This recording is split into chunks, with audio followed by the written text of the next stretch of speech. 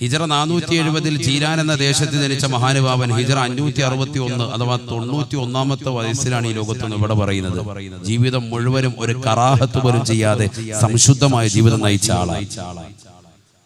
ഞാൻ മുമ്പ് സൂചിപ്പിച്ചിട്ടുള്ളതാണ് പ്രഭാഷണങ്ങളിലൂടെ, അതുകൊണ്ട് ഞാൻ അതിലേക്ക് കൂടുതൽ കടക്കുന്നില്ല. മൊയ്തീൻ ഷെയ്ഖിനെ കുറിച്ച് തന്നെ ധാരാളം പറഞ്ഞിട്ടുണ്ട്. 18ാമത്തെ വയസ്സിൽ ബഗ്ദാദിന്റെ മണ്ണിലേക്ക് പോയി ഇൽമ പഠിക്കാൻ പോയി. 33 വർഷം ഇൽമ പഠിച്ച് എല്ലാ ഫന്നും പഠിച്ച് ഇൽമിൽ അങ്ങേയറ്റം അഗാധ ജ്ഞാനം നേടിയ മഹാനാണ് ബഹുമാനപ്പെട്ട മുഹീദ്ദീൻ ഷെയ്ഖ് റളിയല്ലാഹു അൻഹു. 33 വർഷം ഇൽമ പഠിച്ചത്, 5-8 വർഷം ഇൽമ പഠിച്ച ടീമല്ല, 33 വർഷം. അത് പഠിക്കുക തന്നെയാണ്, വേറെ പരിപാടിയൊന്നുമില്ല, കളിയും ചിരിയൊന്നുമില്ല, രാവും പകലും പഠിക്കുക. ഉസ്താദുമാർ ഒരുപാട് പേരുണ്ട്.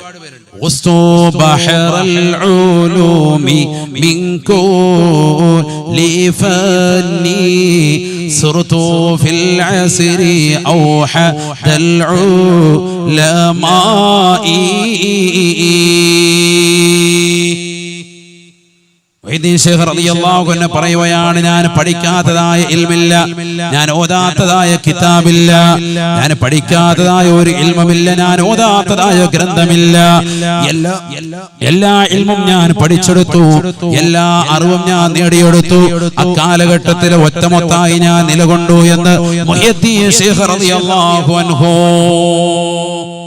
തികഞ്ഞ ആലിമാണ്. നമ്മൾ മനസ്സിലാക്കുന്ന പോലെ 10 പേരിൽ 50 മോതിരം ഇട്ടിട്ട് ഒരു മക്ബറയിൽ വന്ന് പച്ച പുതച്ചിരുന്നിട്ട് യാഹൂ അടിച്ച് ജനങ്ങളെ പിഴപ്പിക്കാൻ വേണ്ടി ഇരുന്ന ആളാണ് എന്ന് കരുതരുത്. അങ്ങനത്തെ ഒരു ശൈഖൊന്നും അല്ല.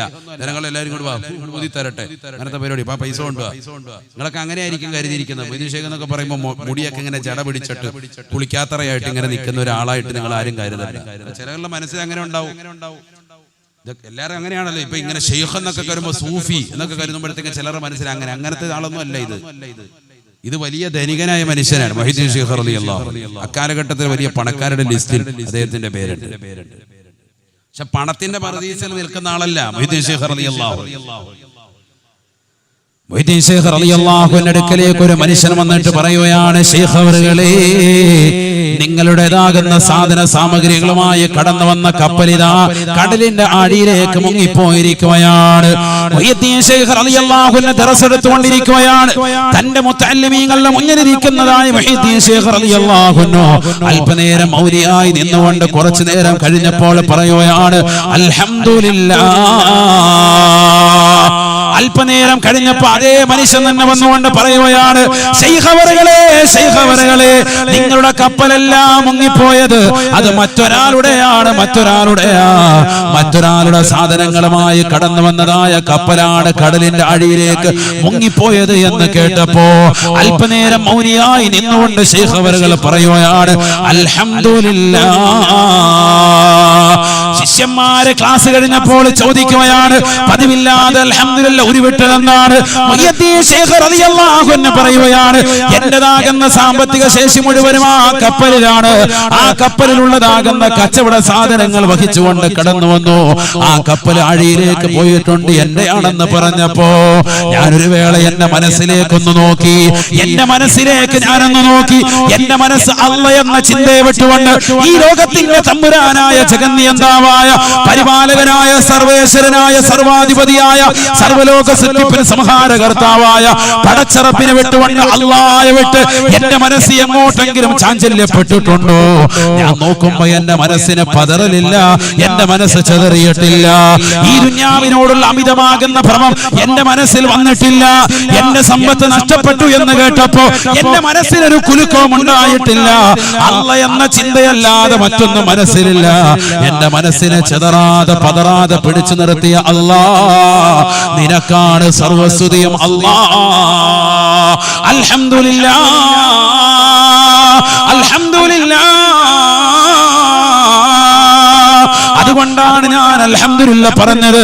അല്പനേരം കഴിഞ്ഞപ്പോ അതേ മനുഷ്യൻ തന്നെ വന്നുകൊണ്ട് പറയുകയാണ്, ശൈഖ് അവറുകളെ, നിങ്ങളുടെ എല്ലാ കപ്പൽ മറ്റൊരാളുടെ സാധന സാമഗ്രികളുമായി കടന്നു വന്നതായ സാധനമാണ് കടലിന്റെ അടിയിലേക്ക് പോയതുള്ളതെന്ന് കേട്ടപ്പോ ഞാൻ എന്റെ മനസ്സിലേക്ക് വീണ്ടും നോക്കി.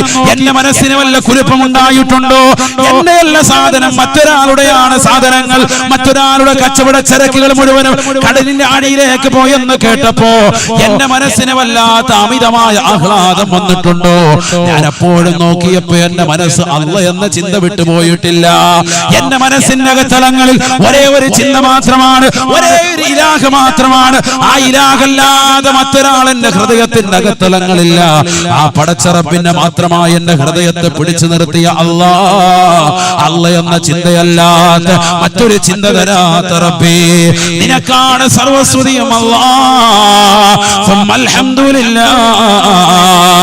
അൽഹംദുലില്ലാഹ്. അതുകൊണ്ടാണ് ഞാൻ വീണ്ടും അൽഹംദുലില്ലാഹ് പറഞ്ഞത് എന്ന് മുഹിയുദ്ദീൻ ശൈഖ് റളിയല്ലാഹു അൻഹു. ദുനിയാവിനോടുള്ള അമിതമായ ഭ്രമമില്ല, ദുനിയാവിനോടുള്ള അമിതമായ താല്പര്യമില്ല. അല്ലാഹുവിന്റെ റസൂൽ പറയുകയാണ്, സ്വഹാബ അവസാന കാലഘട്ടം കടന്നു വരുമ്പോ മുഅ്മിനീങ്ങളുടെ ഹൃദയത്തിൽ വഹ്ന മാത്രമാണ് ഉണ്ടാവുക. അന്ന് ശത്രുക്കൾ മുഴുവനും അവർക്ക് നേരെ തിരിയുമേ, എല്ലാ വിശ്വാസികളും മുഅ്മിനീങ്ങളുടെ നേരെ തിരിയുമേ. ശരിയല്ല റസൂലുള്ളാഹി പറഞ്ഞത്? പൗരത്വ ബില്ല് ഭേദഗതിയുടെ വിഷയം വന്നിട്ട് ഇവിടെ ഏതെങ്കിലും ഇതര സമുദായത്തിലെ വലിയ വലിയ തലമൂത്തപ്പാരുണ്ടായിട്ടുണ്ട്. ആരെങ്കിലും ഇതുവരെ ഒന്ന് കുലുങ്ങിയോ, മാർപ്പാപ്പയൊന്നനങ്ങിയോ? ഇതുവരെ ഒരു വർത്തമാനം അതിനെക്കുറിച്ച് പറഞ്ഞിട്ടുണ്ടോ? റസൂലുള്ളാഹി പറഞ്ഞില്ലയോ? അവസാന കാലഘട്ടം കടന്നു വരുമ്പോ മുഅ്മിനാകുന്ന മനുഷ്യ, നിന്റേതാകുന്ന ഹൃദയത്തിന്റെ അകത്തളങ്ങളിൽ വഹ്ന അല്ലാഹു ഇട്ടുതരുമത്രേ. അവിശ്വാസികളുടെ ഹൃദയത്തിൽ നിന്ന് മുഅ്മിനീങ്ങളോടുള്ള ഭയപ്പാട് അല്ലാഹു എടുത്തു കളയുമേ. അങ്ങനത്തെ ഒരു കാലഘട്ടത്തിൽ മുഅ്മിനായ മനുഷ്യന്റെ ഹൃദയത്തിൽ അല്ലാഹു നൽകുന്നത് വഹ്നാണ്, വഹ്നാണ്. ഖാലൂ വമൽ വഹ്നു യാ റസൂലല്ലാഹ്. നബിയേ, നബിയേ, എന്താണ് വഹ്ൻ എന്ന് പറഞ്ഞാൽ ഒന്ന് പറഞ്ഞു തരണേ റസൂലേ. അല്ലാഹുവിന്റെ റസൂൽ പറയുകയാണ്, സ്വഹാബാ ഹുബ്ബു ദുനിയാ വകറാഹിയത്തുൽ മൗത്ത്. മരണത്തോടുള്ള വിരക്തിയാണ്, ദുനിയാവിനോടുള്ള താല്പര്യമാണ്. ഭൗതിക ലോകത്തിന്റെ ആഡംബര ആസ്വാദനങ്ങൾ കിട്ടാൻ മനുഷ്യൻ ഏതറ്റം വരെ പോകുന്ന ലോകമാണ്. സ്വന്തം മാതാപിതാക്കളെ കൊല ചെയ്യാൻ മടിയില്ലാത്ത യുഗത്തിലേക്ക് മക്കള് മാറുമത്രേ.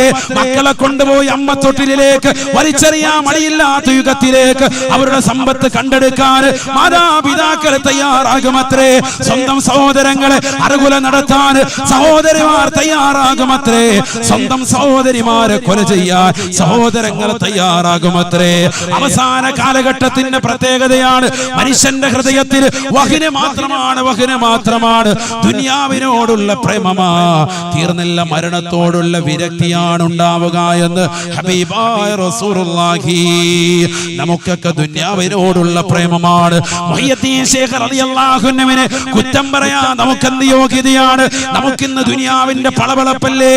എന്നാൽ മുഹയ്യദ്ദീൻ ശൈഖ് റളിയല്ലാഹു അൻഹുവിന്റെ സർവ്വസമ്പത്തും കയറ്റി വന്നതാകുന്ന കച്ചവട കപ്പൽ താഴേക്ക് പോയി കടലിലേക്ക് പോയെന്ന് കേട്ടപ്പോ ശൈഖ് അവരുടെ ലോകത്തോട് പറഞ്ഞത്, ഞാൻ എന്റെ ഹൃദയത്തിലേക്ക് നോക്കി അല്പനേരം മൗനിയായി പോയി.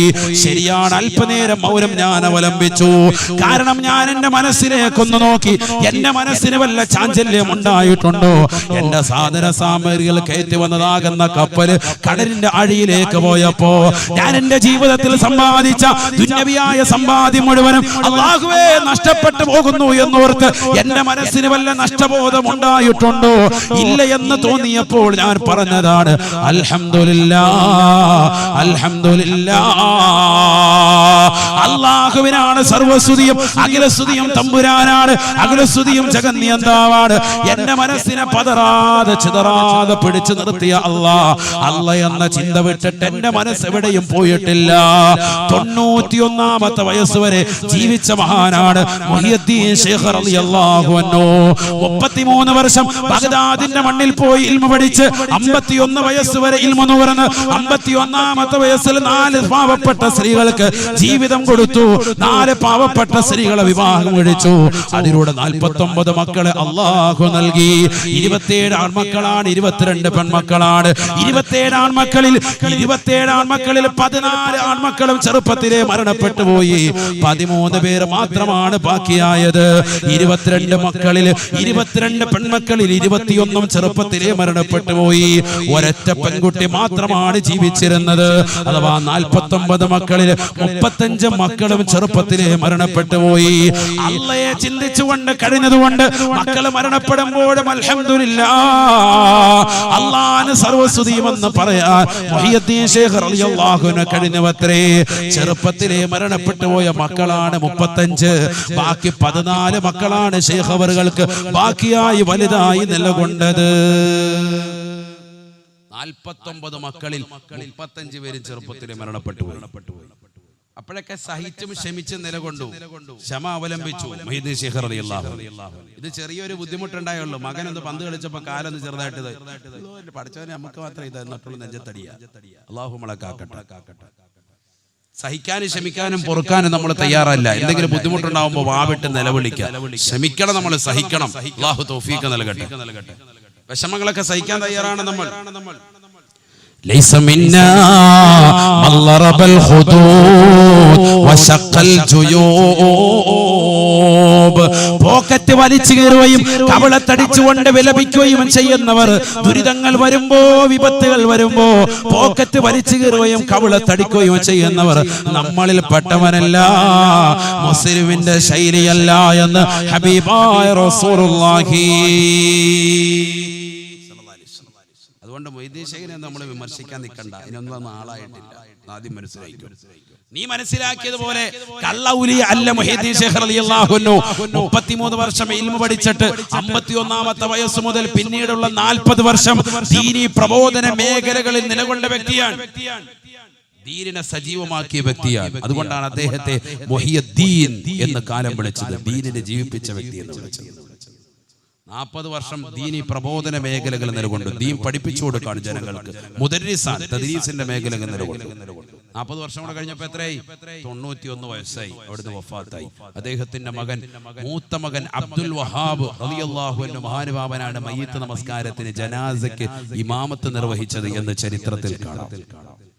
കാരണം എന്താ, മകനെ അതുപോലെ പഠിപ്പിച്ച് വലിയ ആലിമാക്കി തികഞ്ഞ പണ്ഡിതനാണ്. അതുകൊണ്ട് ആ മകനെ ഇമാമത്ത് നിർത്തി.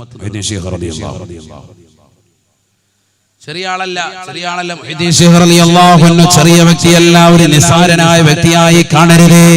അൽ വലിയു അൽ ആരിഫു ബില്ലാഹ് ഹസ്ബ മാ യുംകിൻ അൽ മുവാദിബു അല ത്വാആതി അൽ മുജ്തനിബു അനിൽ മഹ്ദൂറാതി മിനൽ ലഹവാതി വശഹവാതി വൽ ഹഫവാത്. എന്താ വലിയ എന്ന് പറഞ്ഞാൽ നീ മനസ്സിലാക്കിയതുപോലെ, ഞാൻ നേരത്തെ പറഞ്ഞതുപോലെ 50 വിരല് അല്ല 10 വിരൽ 50 മോതിരം ഇട്ടിട്ട് ഇങ്ങനെ കാണിക്കുന്നവനല്ല. അങ്ങനെ കാണിക്കുന്ന ടീംസ് ഉണ്ടാവും. കള്ള ഊലിയാക്കന്മാര്, കള്ള ജിന്നുമ്മമാര്, കള്ള ശൈഖന്മാരായിട്ട് ചമയുന്നവർ. ഒരു പച്ച ശാലിട്ട ഉടനെ വലിയാണെന്ന് മനസ്സിലാക്കണ്ട. അങ്ങനെയൊന്നും നീ മനസ്സിലാക്കണ്ട. കേരള സമൂഹത്തിൽ ധാരാളമുണ്ട് കള്ള ഊലിയാക്കന്മാർ. മുഹീദ്ദീൻ ശൈഖിന്റെ റളിയല്ലാഹു അൻഹുവിന്റെ പേരിലുള്ള യഥാർത്ഥമായ തരീഖത്ത്, ഖാദിരിയ തരീഖത്തിനെ പോലും വ്യാജം ചിത്രീകരിച്ചുകൊണ്ട് നടക്കുന്ന ധാരാളം കള്ള ശൈഖന്മാര് കേരളത്തിൽ തന്നെയുണ്ട്. ധാരാളമുണ്ട്. നമ്മൾ അവരുടെ പിറകെ ഒന്നും പോകണ്ട. മനസ്സിലാക്കണം, വളരെ ശ്രദ്ധിക്കേണ്ടതാണ്. അൽ വലിയ എന്ന് പറഞ്ഞാൽ അൽ ആരിഫു ബില്ലാഹി ഹസ്ബ മാ യുംകിൻ, അല്ലാഹുവിനെ കുറിച്ച് നല്ലതുപോലെ അറിവിന്റെ ആഴിയിലെത്തിയിട്ടുള്ളവർക്ക് വലിയെന്ന് തന്നെ പറയാൻ പറ്റും. അല്ലാഹുവെ കുറിച്ച് ശരിക്ക് പഠിച്ചവരാണ്. ഹസ്ബ മാ യുംകിൻ, പഠിക്കാവുന്നതിന്റെ അങ്ങേയറ്റം പഠിച്ചവരാണ്. അല്ലാതെ ഒരു മസല ചോദിച്ച് ഇപ്പോൾ വരാന്ന് പറഞ്ഞ ടോയ്ലറ്റിൽ പോയിരുന്ന ഉസ്താദിനെ മെസ്സേജ് അയച്ച് വാട്സാപ്പിൽ മറുപടി കിട്ടിയതിനു ശേഷം ഇറങ്ങി വന്ന് 10 കൊടുക്കുന്നവരല്ല. അവനൊന്നും വലിയെന്ന് പറഞ്ഞാൽ മസല ചോദിച്ചാൽ മദ്ഹബിന്റെ വീക്ഷണത്തിൽ കൃത്യമായ മറുപടി നിർവഹിക്കാൻ കഴിയുന്ന വ്യക്തിക്ക് വലിയെന്ന് പറയാൻ പറ്റും. കൃത്യമായ മറുപടി, ഏറ്റവും റാജിഹായി വെച്ച് നല്ല മറുപടി കൊടുക്കാൻ കഴിയുന്നവൻ അതിനെ വലിയാക്കാവുള്ളൂ. നല്ല അറിവുണ്ടാവണം. അറിവുള്ള ആളുകളെ വലിയാവുള്ളൂ.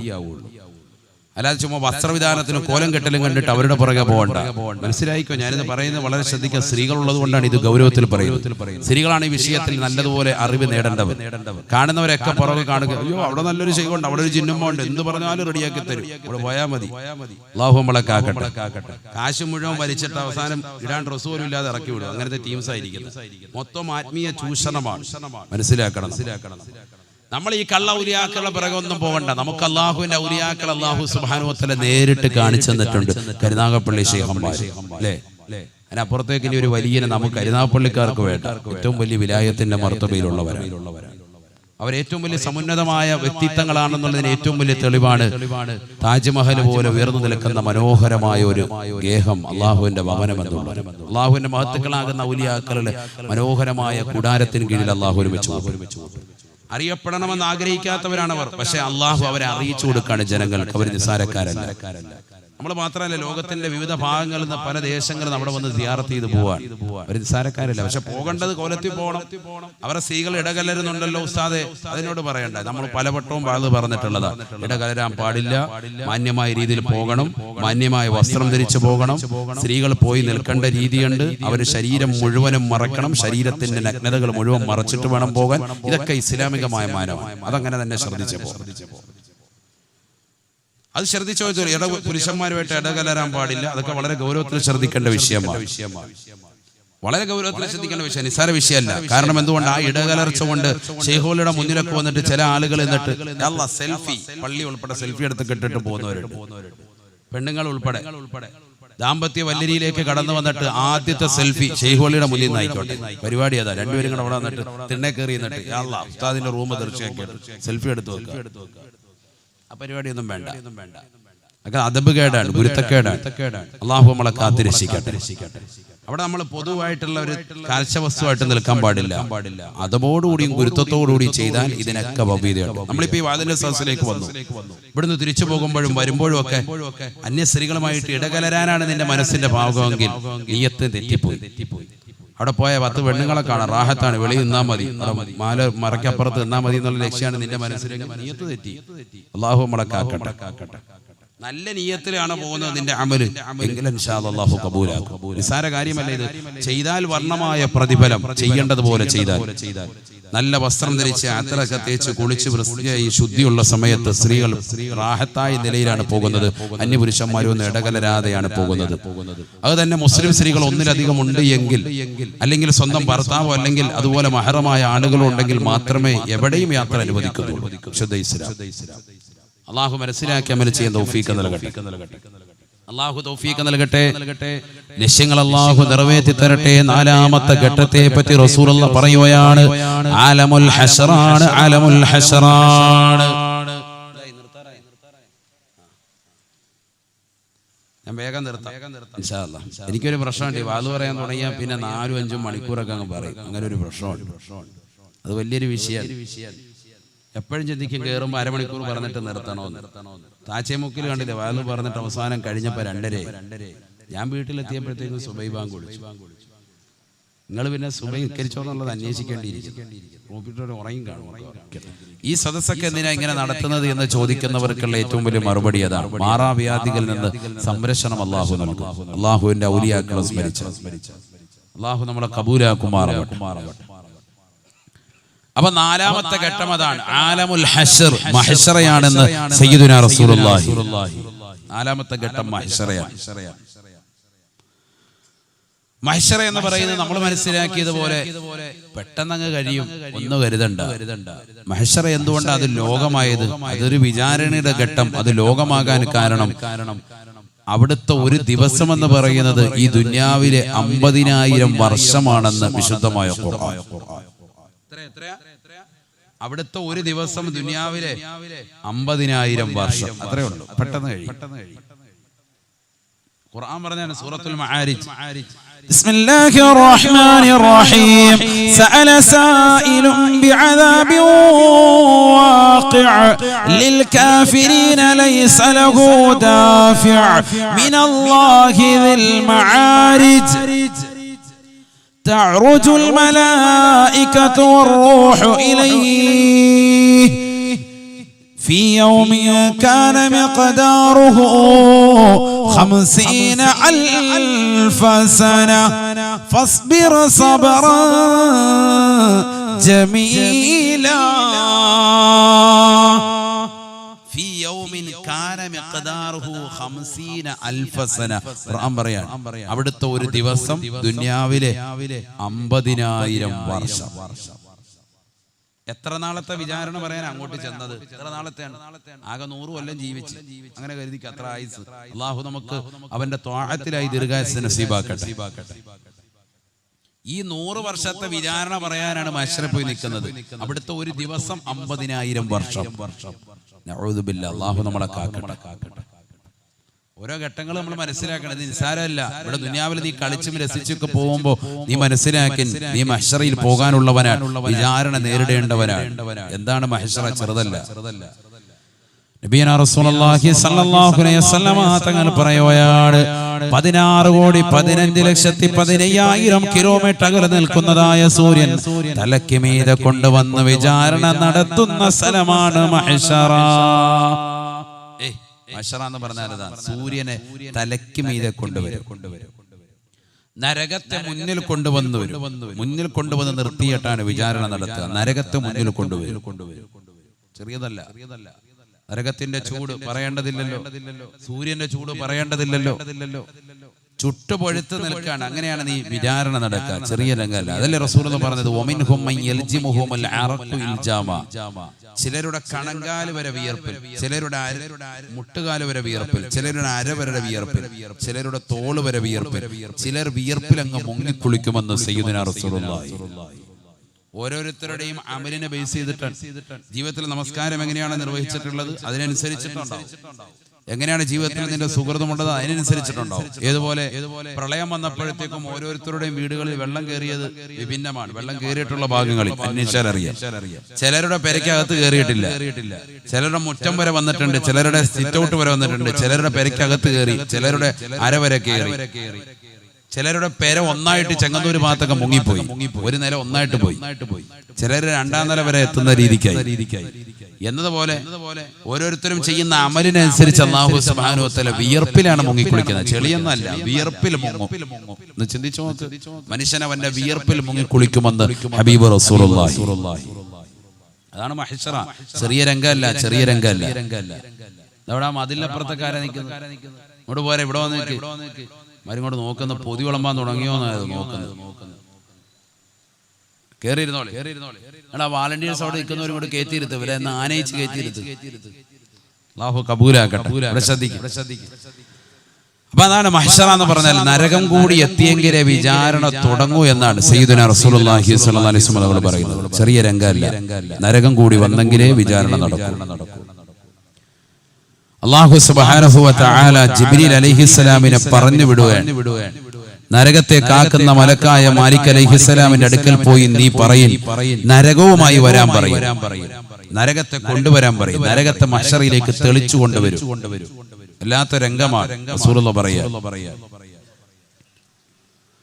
അതൊരു വല്ലാത്തൊരു ഭീതിതമായ രംഗമാണ്. നരകമെന്ന് പറഞ്ഞാൽ തന്നെ ചെറുതല്ലല്ലോ. അതുകൊണ്ടല്ലേ എല്ലാ ദിവസവും രാവിലെ പ്രഭാതത്തിൽ എഴുന്നേറ്റാൽ ഉടനെ അൽഹംദുലില്ലാഹില്ലദീ അഹ്യാനാ ബഅദമാ അമാതനാ വ ഇലൈഹി നശൂർ എന്ന് പറയുന്ന മോമിൻ അവൻ പറയാറുണ്ട് അല്ലേ?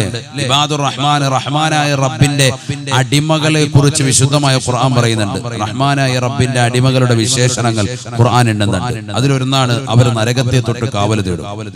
രാവിലെ എഴുന്നേറ്റാൽ ഉടനെ بسم الله الرحمن الرحيم والذين يقولون ربنا اصرف عنا عذاب جهنم إن عذابها كان غراما إنها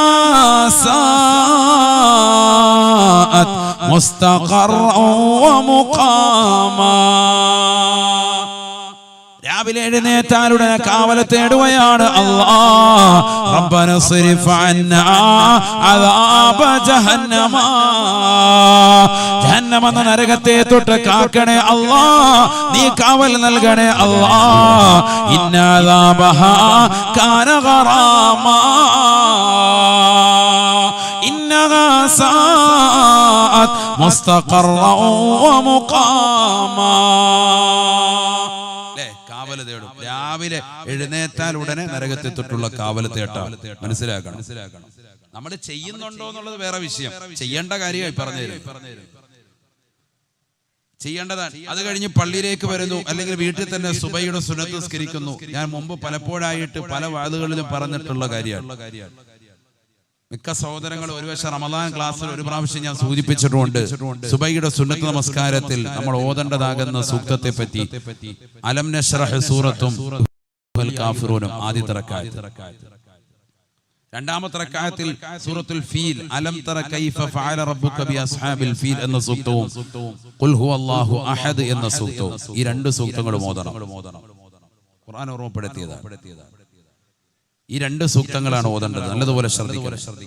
بسم الله الرحمن الرحيم ألم نشرح لك صدرك ووضعنا عنك وزرك الذي أنقض ظهرك ورفعنا لك ذكرك فإن مع العسر يسرا إن مع العسر يسرا فإذا فرغت فانصب وإلى ربك فارغب بسم الله الرحمن الرحيم قل يا أيها الكافرون لا أعبد ما تعبدون ولا أنتم عابدون ما أعبد ولا أنا عابد ما عبدتم ولا أنتم عابدون ما أعبد لكم دينكم ولي دين.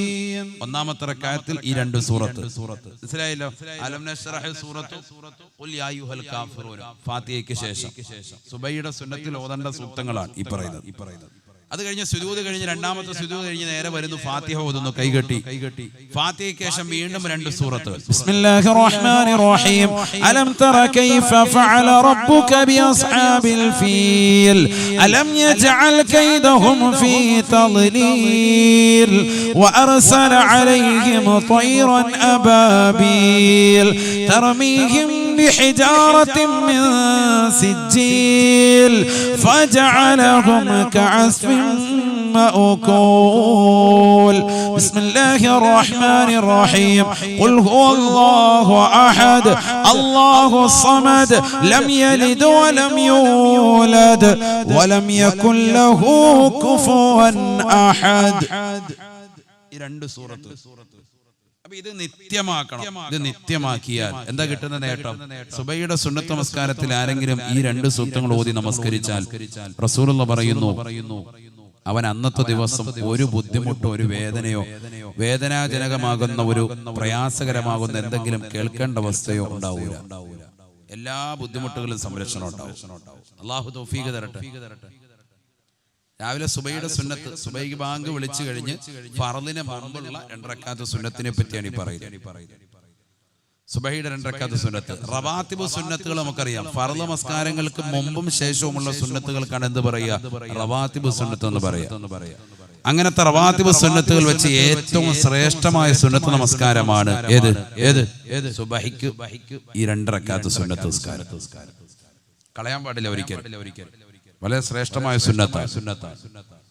ഇത് കേൾക്കുന്നവരിൽ പകുതി ചിലപ്പോൾ അങ്ങനത്തെ ആയിരിക്കും. സുബഹി കരിച്ചിട്ട് വർഷങ്ങളായി, റമളാനിൽ കരിച്ച എന്നാണ് തൈക്കാവിലൊന്ന് പോയത്.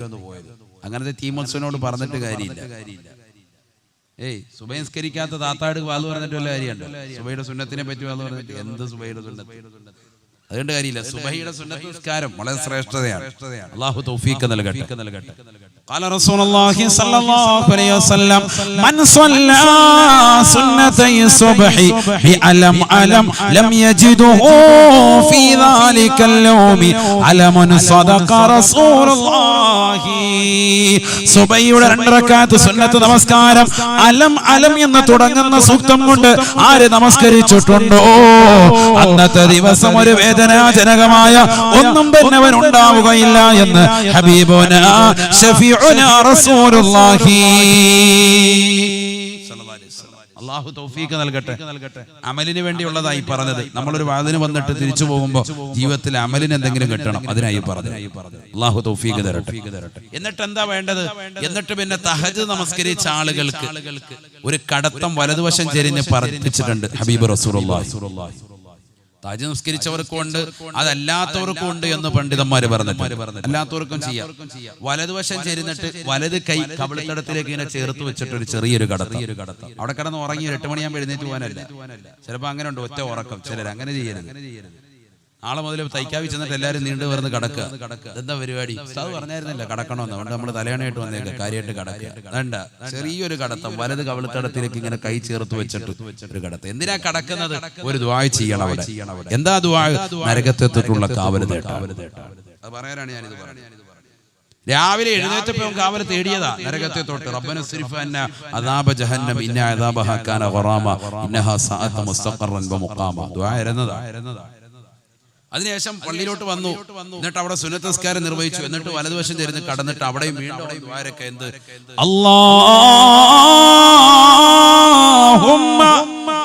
بحق جبريل وميكائيل وعزرائيل وحملة العرش ومحمد صلى الله عليه وسلم اللهم أجرني من النار.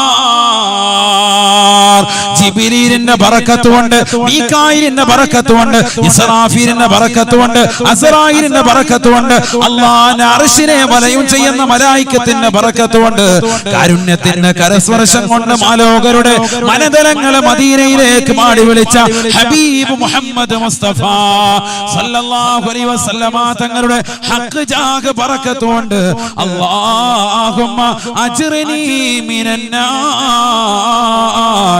അല്ലാഹുമ്മ അജ്റിനി മിനന്നാർ. എന്നെ നീ നരകത്തെ തൊട്ട് കാക്കണേ അല്ലാഹ്, നരകത്തെ തൊട്ട് കാക്കണേ അല്ലാഹ്. 3 പ്രാവശ്യം ഈ ദുആ ആവർത്തിക്കണം. ഏതാ ദുആ? ഇന്ന് എല്ലാവരും ചൊല്ലിക്കുക അല്ലാഹുമ്മ. ഉറക്കെ പറ. ഇതെന്താ മിണ്ടാത്തെ? അല്ലാഹുമ്മ ബിഹഖി ജിബ്രീല وميكائيل وإسرافيل وعزرائيل وحملة العرش ومحمد صلى الله عليه وسلم اللهم أجرني من النار. 3 പ്രാവശ്യം ഈ ദുആ. നരകത്തെ തൊട്ടുള്ള കാവൽ തേട്ടം. നേരം വെളുത്തിട്ടില്ല, അതിനു മുമ്പേ തുടങ്ങി പരിപാടി. എന്നിട്ട് പള്ളിയിൽ പോവാൻ അല്ലേ? സുന്നത്ത് നിസ്കാരം എവിടെ വേണ്ടത്? വീട്ടിൽ. പരമാവധി വീട്ടിൽ നമസ്കരിക്കണം. ഇനി അതല്ല, വീട്ടിൽ നിസ്കരിച്ചു കഴിഞ്ഞാൽ പിന്നെ അവിടെ തന്നെ ഫർദ് നിസ്കരിച്ചിട്ട് മാറി കിടക്കുന്ന ഹൈവാനാണെങ്കിൽ പള്ളി പോകുന്നത് തന്നെ അല്ലേ. ചിലപ്പോൾ വീട്ടിൽ നിസ്കരിക്കാൻ പറഞ്ഞാൽ മുസല്ല വിരിച്ചില്ലേ, ഇവിടെ തന്നെ അടക്കം ചെറിയ ക്ഷീണമുണ്ട്, പിന്നെ അവിടെ തന്നെ അങ്ങ് ചായും. അങ്ങനെ വേണ്ട. അങ്ങനെയാണ് പള്ളിയിൽ തന്നെ വെക്കും. വീടുകളെ നിങ്ങൾ ശ്മശാനമാക്കരുത് എന്ന് സയ്യിദുനാ റസൂലുള്ളാഹി. لا تجعلوا بيوتكم مقابرا لا تجعلوا بيوتكم مقابرا. വീടുകളെ നിങ്ങൾ ശ്മശാനമാക്കരുത്, മൂകമായ അന്തരീക്ഷമാക്കരുത്. വീട്ടിൽ സുന്നത്ത് നമസ്കരിക്കണേ, വീട്ടിൽ വിശുദ്ധമായ ഖുർആൻ പാരായണം ചെയ്യണേ. ഇശാ മഗ്രിബിനിടെ യാസീൻ ഓതിയിരുന്ന ഉമ്മമാരില്ലായിരുന്നല്ലോ, ഇദാഖിയ സൂറത്ത് ഓതിയിരുന്നവരില്ലയോ, സൂറത്തുൽ മുൽക്ക് പാരായണം ചെയ്തവരില്ലയോ, മാലമൗലിദുകൾ പാരായണം ചെയ്തവരില്ലയോ, റാത്തീബുകൾ കൃത്യമായി വീട്ടിൽ പാരായണം ചെയ്തതായ ഉമ്മമാരില്ലയോ. ഇന്ന് സീരിയലിന്റെ ലോകത്താണ്, ഇന്ന് സിനിമയുടെ ലോകത്താണ്. ഇന്ന് അല്ലാഹുവിന്റെ ഔലിയാക്കളെ വേണ്ട, അല്ലാഹുവിന്റെ മഹാരഥന്മാരെ വേണ്ട, എല്ലാം ബിദ്അത്തായി തള്ളിയിരിക്കുകയാ. നഊദു ബില്ലാഹ്. നമ്മുടെ വാപ്പയും അമ്മമാരും കാഫിരീങ്ങളാണോ? അവർ മോശപ്പെട്ട മുശ്രിക്കീങ്ങളാണോ? അവർ വിശുദ്ധമായ ഖുർആൻ ഓതിയവരല്ലേ? അവർ മാലമൗലിദുകൾ ഓതിയവരല്ലേ? അവർ പ്രസവത്തിന്റെ സമയത്ത് ഹോസ്പിറ്റലിലേക്ക് മക്കളെ കൊണ്ടുപോയി വിടുമ്പോ വീട്ടിലിരുന്ന് കൊണ്ട് നഫീസത്ത് മാല പാരായണം ചെയ്തതായ ഉമ്മമാര് കരുനാഗപ്പള്ളിയിൽ ഉണ്ടായിരുന്നില്ലയോ? മാലമൗലിദുകൾ പാരായണം ചെയ്ത ഉമ്മമാരുണ്ടായിരുന്നില്ലയോ? മുഹ്യിദ്ദീൻ ശൈഖ് റളിയല്ലാഹു അൻഹുവിന്റെ പേരിൽ നേർച്ച നേർന്നിരുന്ന മഹാരഥന്മാരായ ആളുകൾ ഉണ്ടായിരുന്നില്ലയോ? ചെറിയ കൂലിയല്ല ഉമ്മ, ചെറിയ കൂലിയല്ല വാപ്പ. അല്ലാഹുവിന്റെ ഔലിയാക്കളെ നിഷേധിക്കരുത്. ആ മഹത്തുക്കൾ കാണിച്ചു തന്ന മാതൃക അത് പരിശുദ്ധമായ ഇസ്ലാമിന്റെ മാതൃകയാ. അതെല്ലാം തള്ളിയിട്ട് ഇന്നതാ മാലമൗലിദുകളെ വിമർശിച്ചപ്പോ, ഖുർആൻ ഓതുന്നതിനെ വിമർശിച്ചപ്പോ, ഒരാൾ മരണപ്പെട്ടാൽ മരണ വീട്ടിൽ ഖുർആൻ ഓതണ്ട എന്ന് പറഞ്ഞപ്പോൾ ഇന്നും 10ഉം 20ഉം പത്രങ്ങൾ ഇറക്കിയിട്ട് വിശുദ്ധമായ ഖുർആനിന് പകരം പത്രം വായിക്കുകയല്ലയോ? ആർക്കും പ്രശ്നമില്ല. അല്ലാഹുവിന്റെ കലാമോദി മരണപ്പെട്ട വ്യക്തിക്ക് വേണ്ടി ഹദിയ ചെയ്തപ്പോ അതിനെ എതിർത്തതായ ആളുകളല്ലയോ? നഊദു ബില്ലാഹ്. ഇന്ന് വാപ്പ മരിക്കുമ്പോ 10 പേര് ഒരു ഫാത്തിഹ പോലും ഓതാനില്ല. അവസ്ഥ അവിടെ മാറി. 10 പേര് ഫാത്തിഹ ഇല്ല, പിന്നെന്താ 10 പേര് പത്രം വായിച്ചു തരും. മലയാള മനോരമ അടക്കമുള്ളത്. വല്യപ്പ എന്നെ ജോലിയായിരുന്നു, റിട്ടയർഡ് അധ്യാപകരായിരുന്നു, ട്രെയിൻ അടിയിൽ പോയി. കുഴപ്പമില്ല, എല്ലാം വായിക്കാം. മകന് മരുമകൻ എന്നെ ജോലി, പത്രം വായിച്ചിട്ട് പോവാ. 50 പത്രം വായിക്കുന്നതിന് ഒരു കുഴപ്പമില്ല ആർക്കും. ഒരു ഫാത്തിഹ ഇല്ലാതാക്കി. അവിടെ ഓതേണ്ട ഒരു സൂറത്ത് ഒന്നുമില്ല, ഇതൊന്നുമില്ല. ഇന്നിപ്പോ ഈ നന്മകളൊക്കെ എടുത്തു കളഞ്ഞപ്പോ എന്തായി? മൊത്തം തിന്മകളായി മൊത്തം, അല്ലേ? ഷാമകരിമേര പണ്ട് യാസീനും ബാക്കിയായും ഒക്കെ ഓതി മലമൊരുതൊക്കെ ഓതിക്കൊണ്ടിരുന്ന വീട്ടിൽ നിന്ന് ഇപ്പൊ എന്താ? തസ്ബീഹ് ഉണ്ട് കയ്യിൽ, റിമോട്ടാന്ന് പറഞ്ഞു. അല്ല, സൂര്യ TV, ഏഷ്യാനെറ്റ്, റഷ്യ, മറ്റോ അങ്ങോട്ട് മാറ്റി മാറ്റി കളിക്കും. തന്നെ പരിപാടി. ചാനലുകളുടെ കൂമ്പാരം 700-800 ചാനലാണ്. മാറ്റി മാറ്റി മാറ്റി നടുവ് വിളിക്കും. ഇതാ കളി കണ്ടു കണ്ട് കൊതി തീരുന്നില്ല. ലോകം അങ്ങനെ മാറി. എവിടെ പോയി? സമൂഹം എവിടെ പോയി? അള്ളാഹു നമ്മളെ കാത്തിരക്ഷിക്കട്ടെ.